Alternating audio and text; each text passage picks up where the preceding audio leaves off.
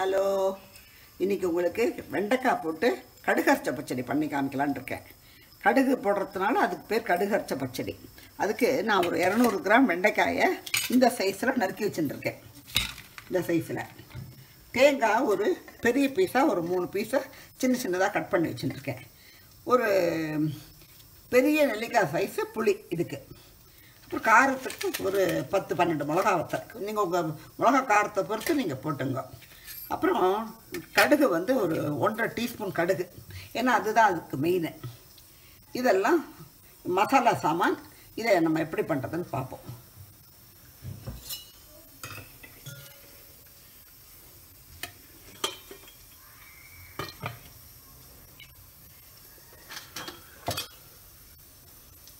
First நம்ம கடுகை refined oil தாளிச்சு கொட்டினா போகிறோம். கடுகை நம்ம ஒரு 1/2 டீஸ்பூன் போட்டுப்போம். வெந்தயம் ரொம்ப முக்கியம். வெந்தயம் போட்டுப்போம். வெந்தயம் ஒரு 1/4 டீஸ்பூன் போட்டுப்போம். இப்போ நம்ம அதை வெடிக்கட்டும். கடுகு வெடிக்கட்டும். அப்புறம் பெருங்காயம் உண்டு இருக்குது, கொஞ்சமாக பெருங்காயம் போட்டுருக்கோம். இதை போட்டுருக்கோம்.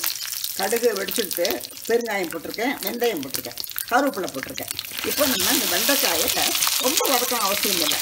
அந்த வேணும் வரும் மழையா அது போனால் போதும். அந்த தேங்காய் வதக்கி எடுத்தால் போதும். ஏன்னா நம்ம புளித்தண்ணீர்லாம் கொதிக்க வைக்க போகிறோம். அதனால் அவ்வளோ இது பண்ணால் போதும். ஒரு 10 நிமிஷம் வேணால் வதக்கிங்க. பார்த்துங்க வெண்டைக்காயோட குழம்பு வச்சுக்காங்க எப்படி இருக்குங்கிறத பார்த்துங்க.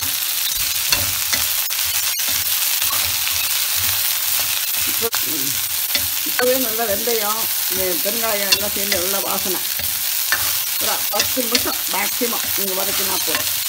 அப்புறம் இதில் புளியை நமக்கு சொன்னதுக்கெல்லாம் எலுமிச்சம்பழ சைஸ் புளி அதை வந்து கரைச்சி விட்டுடுங்க. ரொம்ப தண்ணியாக ஆக்க வேண்டாம், திக்காகவே கரைச்சி விட்டுடுங்க. தண்ணியாக்க ரொம்ப நேரம் கொதிக்கும். ஆனால் வேண்டாம். இதுக்கு வேணுங்கிற அளவு மஞ்சப்பொடி,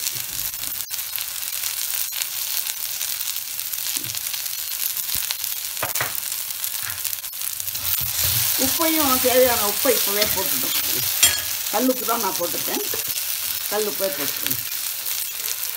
இந்த குவான்டிட்டிக்கு இவ்வளவு கல்லுப்பு போடலாம்.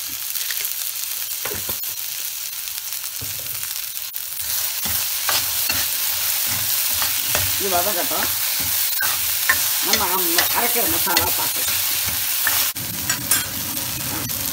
வெண்டைக்காய் விவரம் வதங்கிட்டு இந்த போடும், இந்த ஸ்டேஜ் போடும். இப்போ நம்ம என்ன பண்ணுறோம், கரைச்சி வச்ச புளியை ஊற்றிடுறோம்.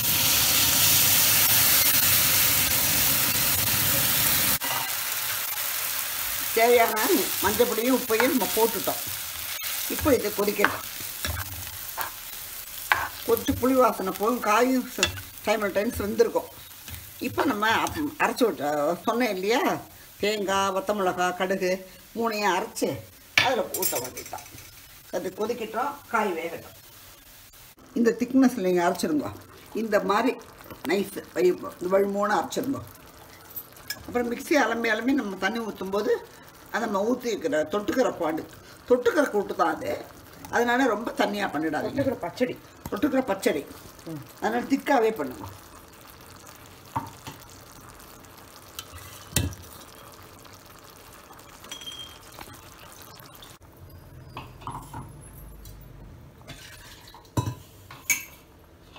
என்ன பெசஞ்சு சாப்பிட்ற மாதிரியா?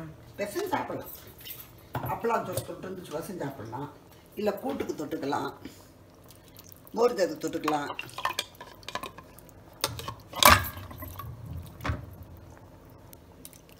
இது போதும் தண்ணி. இதுக்கு மேலே தண்ணி வேண்டாம்.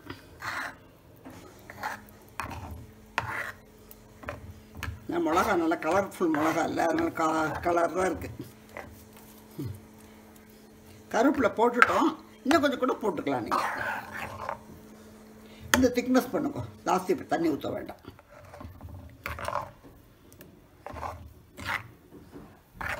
வெண்டைக்காய் கடுகு அரைச்ச பச்சடி கூட்டு காலத்துக்கு ரொம்ப நல்லா இருக்கும். மலை ஹோட்டலுக்கு பெசஞ்சு சாப்பிடுங்க. உங்களுக்கு பிடிச்சது, நம்மளுக்கு என்ன விருப்பமோ அதுதான்.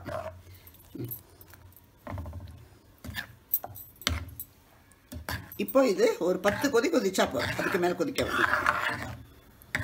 எல்லாம் சேர்ந்து நம்ம அரைச்சி விட்ட விழுத போட்டு நல்லா கலக்கிட்டோம். இந்த திக்னஸ்ஸு இது போதும். இதுக்கு மேலே தண்ணி ஊற்ற வேண்டாம். தண்ணி ஊற்றினாலும் வெண்டைக்காய் ஒரு இடத்துல நிற்கும், தண்ணி ஒரு இடத்துல ஓடும். அதனால் இவ்வளவு திக்னஸ் வச்சுங்க. ஒரு 10 கொதி ஃபினிஷ்டு. 10 கொதி கொதிச்சுட்டு நல்ல காயும் நம்ம அரைச்சி விட்ட விழுதும் சேர்த்த மாதிரி ஆகிடுச்சு. இப்போ நம்ம கொஞ்சோண்டு